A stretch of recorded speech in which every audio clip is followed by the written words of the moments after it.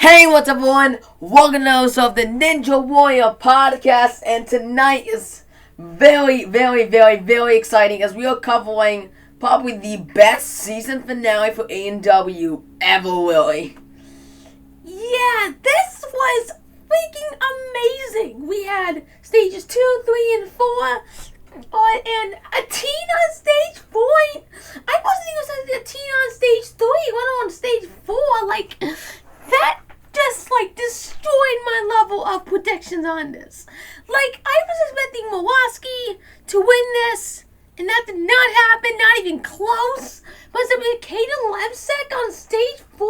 I know I'm spoiling it, but still, the fact that that happened is freaking amazing and crazy at the same time. It seems impossible to think that a teenager, a 15-year-old, made it to stage 4. I mean, I know. Oh, and this episode, I said obstacle like an idiot. This episode has been incredible on its own levels, excluding Kaden Lebsek. Because, if you just talk about stage 2 as a whole, it was still a really awesome course. Yeah, we talked a little bit about it during, the last episode, but we didn't really get too far into it. We wanted to save it for this episode since we're sticking mostly to it for the actual episode itself. So that's kind of what we're doing here. So we're actually going to be going over the obstacles in this episode, as well as the ones that took on the course. Then we're doing stages 3 and 4. And yeah, we're covering the entire season finale here, and then we're taking a break. Yeah, we're not covering A&W Junior for a little while. We're still going to cover it, but still going to be a couple of weeks because we need a break. Yeah, I need time, honestly. I'm having a hard time producing these on time, but we're going to go through each obstacle individually, starting with the Striding Steps, which was originally an event in the All-Star Challenge, if you guys remember, but now it's already on stage 2. Yeah, I think this is a pretty good addition because, Giant Walk the Plank from season 11, that was really easy. But this obstacle, actually was a pretty good balance obstacle. And the fact is, it already has been on stage 2 a couple of times because whenever they would do that event in the All-Stars, it was on where stage 2 was. So I think it's just perfect adding it here, and it works out really well, and it's still a pretty tough obstacle. It took out a couple of people, actually, and I honestly just like it as a whole. Yeah, it's pretty good. Then we have pretty much the most lackluster obstacle here in terms of the course itself, the double Sam ladder, which seemed no major modification. They said that the top was taken out, meaning that you have to be a little more precise with your ball movement on that final latch, on the, that final lung on both sides. I really didn't see the difference. Yeah, it might have looked different, but it really didn't change much. Then we have for the third obstacle, my personal favorite here, we have V-Formation. And I thought this would take on more people than just one person. Yeah, I kind of thought that too, honestly, because, you think that an obstacle like V-Formation took out a lot of people when they 2 qualifying nights it was in. I thought it was taking at least a couple of people. And that would have made sense, not just one person. Yeah, that's crazy if I only took out one person. But then we had the Hammer Drop, which is a very good modification on the swing. So, props to that. That is a really good obstacle. Because it challenges an ability of just latching onto the thing and having to climb over it. It's something that a ninja obstacle doesn't really usually do in terms of testing that type of skill, but I applaud it for that. Then we had Big Air Surfer, which is a extension on the Air Surfer obstacle we saw in qualifying. And it's a pretty good obstacle, or if I say so myself. It's a very long, so a lot of ninjas could end up missing jumps and stuff. And I think that's really what makes it shine here. Yeah, I think what they did to make it harder is definitely what it needed to be on stage 2. Then finally we had the Falling Shelves as the final obstacle, which was the best modification ever. In the history of ever, because seeing the final obstacle not being a freaking wall lifting obstacle is just amazing. Yeah, because I was expecting the water walls to make no return, but I'm very glad the Falling Shelves are here. Because, the Falling Shelves is a tough obstacle, it's a great way to end the course, and it took a lot more people. Like, it ended up in a lot of shocking fails of people who we thought would move on, but people who didn't. Yeah, several people made it to the final grab, just like Elijah Browning last week, and a lot of them we thought would make it before they missed the grab, and that is definitely what made Falling Shelves, like the top pick. And I feel like it will return on stage 2 next year, but definitely for years to come, because it took so many people out, and it was such a daunting obstacle to everyone as a whole. Yeah, for sure. But let's get on to the ones, which started off with Isaiah Thomas, Miss Flyboy. He was the first athlete to finish stage 1 in who was the first athlete to finish stage 1 this year, and he was the first one to take on stage 2 this episode, where he had a pretty good one on the hammer drop. He actually grabbed it with no feet, just his hands, and then wrapped his feet on after the impact was already felt. Yeah, I don't know how he was able to hang on to that, but that was still really good. He was able to come over it, get to the rope and all that stuff, but then he ended up falling soon after on the big air surfer. I don't know, but he didn't inch the air surfer forward, so he kind of just missed the jump to the second latch. That was really unfortunate for him, but definitely, he definitely had the strength to go probably the extra mile and get to the falling shelves, that final grip. I feel like that probably is where we would have fell if he didn't fall right here. Yeah, I called this a rookie mistake, but Isaiah Thomas did really, really good this season. Yeah, the fact that a team did it this well is kind of crazy, and we're going to be saying that a lot because just look at the stacked field we have to look at. Yep. By the way, after him we had Adam Whale, the concrete worker, who apparently moved in with Sean Bryan over the last year. Yeah, apparently now they're roommates, and they finally talked about that, about them training each other, and obviously, breaking each other's limits and stuff. And Adam took the course, and unfortunately ended up falling on the final falling show. It's definitely the first shocker of the night, for sure. Yeah, I was expecting, I don't know why, and I was kind of mad he was second, but I was expecting a clear, because, Sean Bryan, he was first in a City Finals episode where he was a clear. And Adam Whale is still a good ninja. So I expected him to quit Spain being the second one of the night. Unfortunately, it did not happen. Yeah, he came close, but it did not end up working out for him. Still, a very rock-solid one for him. But anyway, after him, we had Sean Bryan, a fast-forward segment. He was definitely no shocker of the night, as he was taking up by the exact same thing that took out Adam Whale, that final jump on the falling shelves. Man, that was frustrating to watch. Yeah, even more than Adam Whale, because Sean Bryan has actually gone through season 10 stage 2, which is the hardest stage 2 we've had. So the fact that he fell here was definitely a shocker, but a little less so because he was fast forwarded. Yeah, it's not like that's the first time to have, especially to Sean Bryan. Yep, season 12. Alright, then we had Enzo DeFerrari Wilson, youngest competitor, on stage 3. Why do we keep on doing this? It's all three of us, man. Are we too pumped to actually know that we're not talking about stage 3? To be fair, stage 3 was, amazing. Yeah, why don't we just skip to that? We're gonna cover. First on stage 3 was Vance Walker. Yeah, let's just skip that. No, we're kidding. But anyway, yeah, Enzo DeFerrari Wilson on stage 2. He ended up being the only one that we mentioned earlier to go out on V formation, which really did suck. But once again, I'm not surprised and I'm very happy for Enzo. He had a really good first season. Yeah, a young 15-year-old man, that is a shocker. The fact that he had only been 15 for 2 months at this point, man. Bravo, man. This was a great season for you, man. Yep. Then we ended the fast forward segment of Tyler Yamauchi, the muscle ball, who ended up falling on hammer drop, my bad. Then we had Bryant Booker, who had a safety pass, and he did end up using it on the double sailor where he fell. And then a little bit later, we ended up seeing him once again fast forwarded, which seemed very weird to me, which is because he fell on air surf on the second one.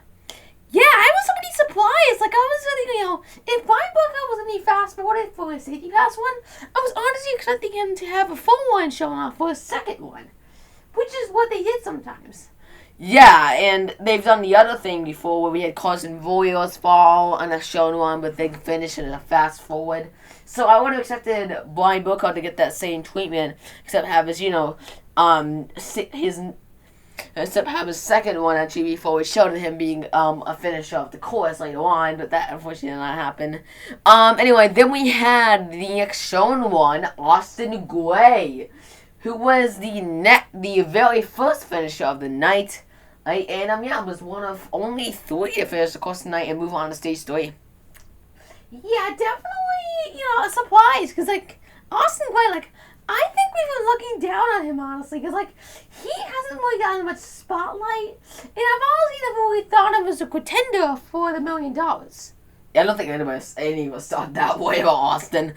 He's a good ninja, but he's never really been able to prove himself to be that good. But the funny one is he actually, actually has proved himself, and now that he went on stage 3, that totally elevates him to the status of maybe winning this entire thing.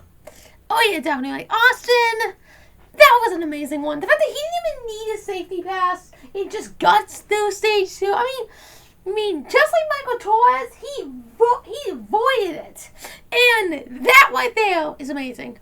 Yeah, it seems like a curse whenever someone gets a safety pass, still poised to fall somewhere, especially if it's a veteran. But the fact that Austin Gray didn't even need it is just amazing. Yeah, and it proves that it may be a useless thing, but at the same time, a useful thing. It's kind of like an in-between thing. Yeah, but I think it's going to prove himself as necessary because only 2 competitors have ever avoided it. So it definitely is necessary for the ninjas to get it, and I'm glad that some ninjas have gotten it. But it kind of sucks. That we've lost. Is that the safety pass? Didn't help one man in particular. We'll get to. Yeah, but the fact that it's here, I'm okay with that. And yeah, Austin Gray finishing stage 3, that was freaking amazing. Yep, and by the way, you said stage 3. Why? Can I stop doing that? God. Can we all stop doing that? That's the better question. Good point. Anyway, after Austin Gray, we had Jonathan Godbout, when he fast forward segment, he was unfortunately completely smacked in the face by Hammer Drop and knocked out by it, which is definitely not the way I would want to go out. Yeah, he literally went face first right into it, and obviously he couldn't hang on after that. But good season for Jonathan Godbout. From rookie season, that was really good. Yeah, I like how calm and collective he was, or all the courses he took on. He had a very methodical approach, and I very much think that he should have gotten more spotlight, but still a very good season for him. Yep, then we had probably the most pointless shown one ever, and I think this is the first time I'm ever going to say this, and probably the last time I'm ever going to say this, I hope. But this should have been a fast forward. What's the point of showing Josiah Papel out only on the falling shelves like a full one? Why? There was no point of this. The only thing I can really think of is that they were short on the one time needed, but if they showed his full one, they would have been over. So they said flick it and showed part of his one. It still seems pointless. What's the point of showing this? There's literally maybe 10 extra seconds you get from showing just him on the falling shelves. What is even the point? They show him on the air surfer. That's the second to last obstacle. It's pointless showing that. In addition, he ends up falling on the final falling shelf, meaning once again, and he's the victim of that, and he's not going to stage 3. Yes, that really sucked, because honestly, dude, the fact that they mid-won him, I honestly didn't know if he was finishing. Yeah, you'd think they barely showed any of it, but no. Yeah, that really did suck, but it's really stupid they showed us one. I know, we all the stations were going about ninjas getting spotlight, but this is probably the weirdest way they did it, and not the way they should have. Yep, then we had probably the most tragic story of them all, Joe Morawski. he had a story about this kid named Matthew, I think was 10, I believe. Just about. And he was born with strategic heart defection, which is basically meaning he lives with half a heart. He's had 4 heart transplant surgeries, and he's lived through them all. And they talked about how Joe has impacted his life and how Joe donated about $5,000 to his charity last year. And it was just a really touching story, and I really did enjoy it. Yeah, it didn't overstay its welcome like it usually does. It actually made you feel sorry for the kid, and it made you feel good at the same time. Like, NBC loves these tear-dropping stories, but they really did it home here.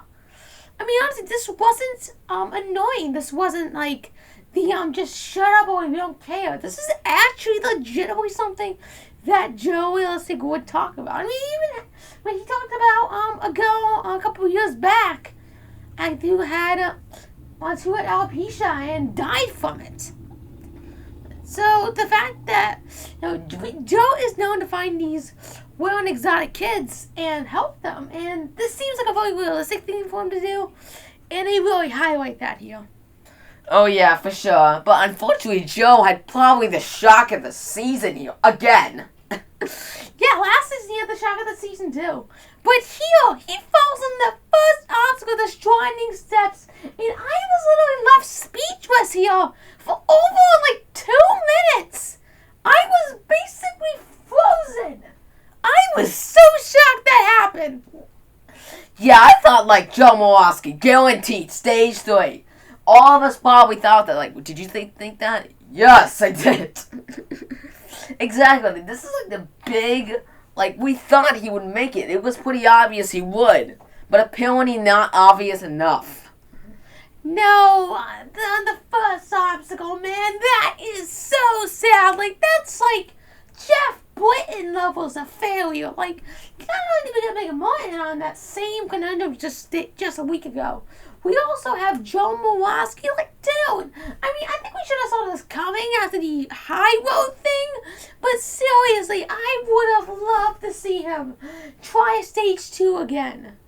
Yeah, he deserved the safety pass on stage 2 way more than on stage 1. Stage 1, very rookie mistake. Stage 2, I would have loved to see him get redemption on for a safety pass. Yeah, this is the type of photo where they would do it on safety pass, but it really does suck that didn't and could not happen. Yeah, man, I was just really mad. This pissed me off, but I feel it's a fail. Yeah, at least he took it away better, but still, the fact that Joe Morawski won on the post office, so that is just shocking as all hell. Yeah, but anyway, after Joe Morawski's very shocking fail, we had Matt Bradley in a fast-forward segment. He was unfortunately taken out by the hammer drop. Well, one of his hands simply just didn't grab the ledges, and he was knocked out by that. Then we had a very early fail from Isaiah Waco, which was taken out on the salmon ladder. Yep, then we had Ryan Meeks. Because Camilo was had a really impressive season this year. Yeah, but ended up finally ending his on the Big Air Surfer, so definitely an impressive season. Yeah, father of 2, 39-year-old oldest competitor on stage 2, and that was just surprising. Yeah, someone like him, that's surprising.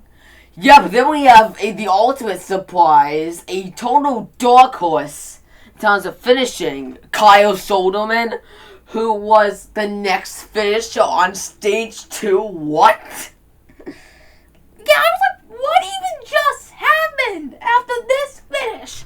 I was not expecting someone like Kyle Soderman on stage 3.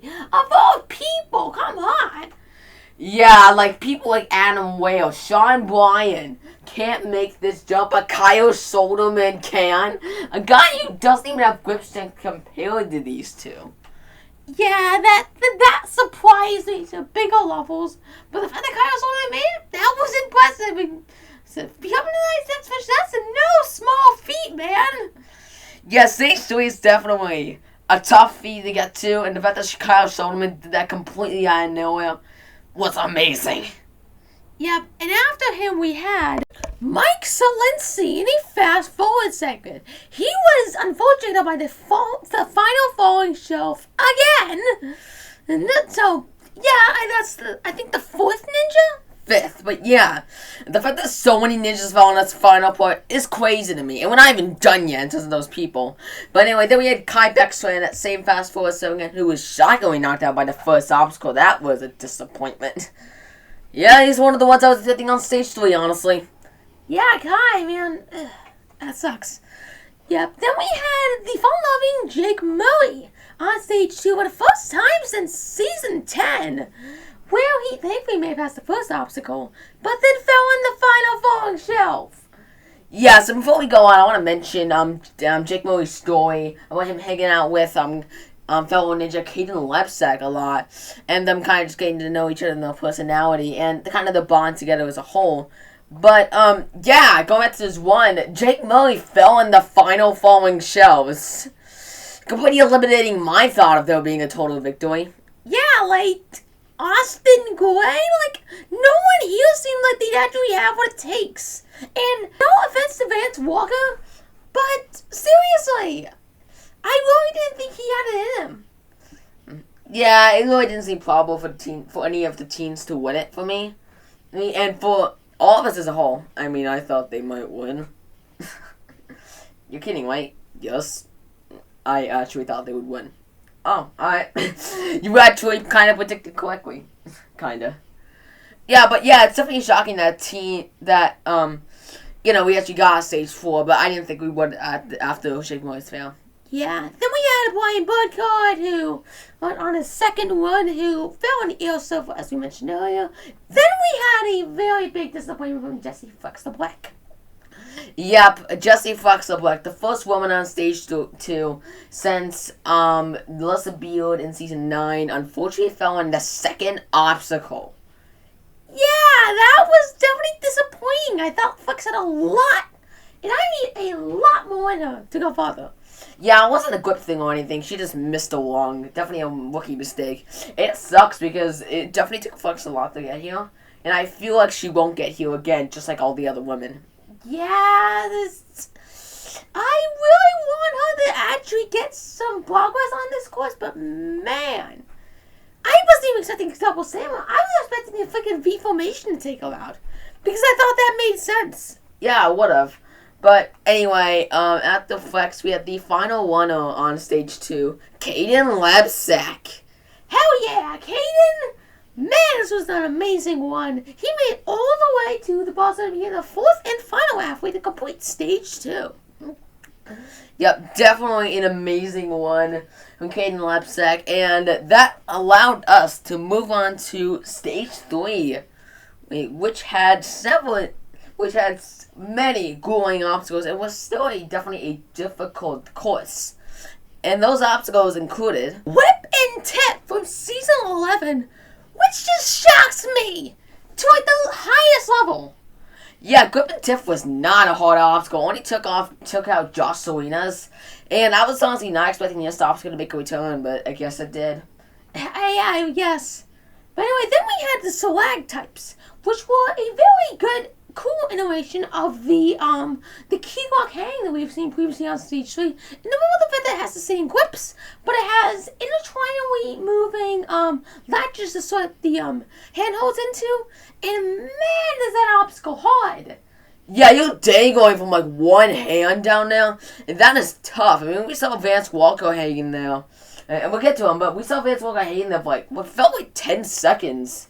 We're waiting for him to just get close to him, and that could get frustrating. Yeah, I think if this obstacle is back again and we see more people on stage 3, like I feel like this could legitimately take out some people, because this obstacle is actually really technical and really hard. Yeah, definitely. But then we had probably the easiest obstacle we've ever seen on stage 3 up for grabs. Yeah, why is this here? This didn't even look harder than it was in Atlanta a couple years back. Like, seriously, this is literally the exact same obstacle. Maybe they made it harder, but I didn't see a difference. Aside from removing the tape from the bar, which is usually a grip thing, yeah, they really didn't change anything about it. Like, this is not a stage 3 obstacle. Yeah, it took out plenty of people, but that was because it was in the city finals, not on stage 3, where it doesn't belong.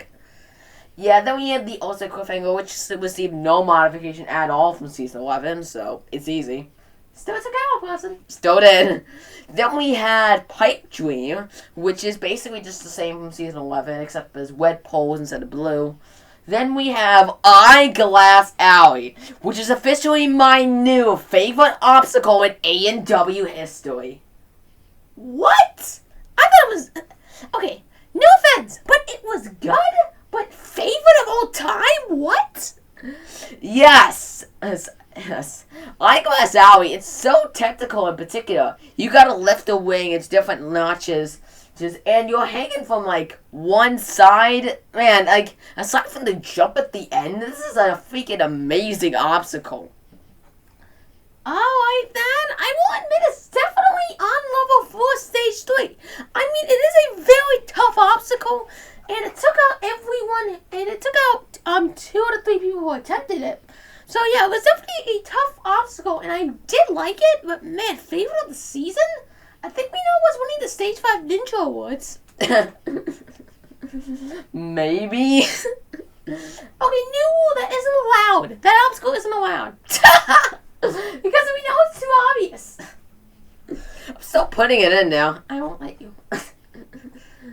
Yeah, then we had the standard flying bar, as we usually do on stage 3 to end it off.